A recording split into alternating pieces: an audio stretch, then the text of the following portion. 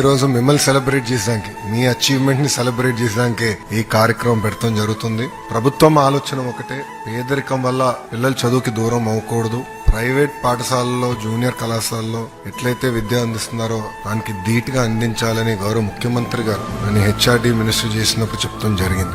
Secretariat లో కూర్చొని మేము అనేక నిర్ణయాలు తీసుకుంటాం, కానీ ఆ నిర్ణయాలు అమలు చేసేటప్పుడు మేము అందరం ఫీల్డ్కి వెళ్తాం. దాంట్లో ఒక నిర్ణయం గవర్నమెంట్ జూనియర్ కళాశాలలో మధ్యాహ్న భోజనం పథకం.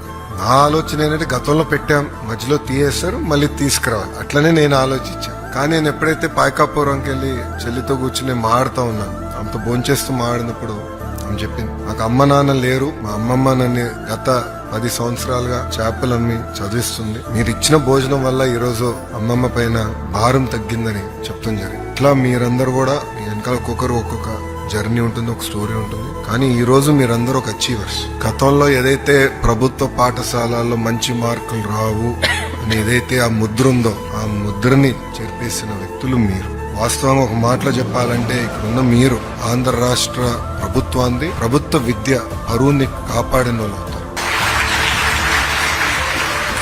You are all our brand ambassadors today.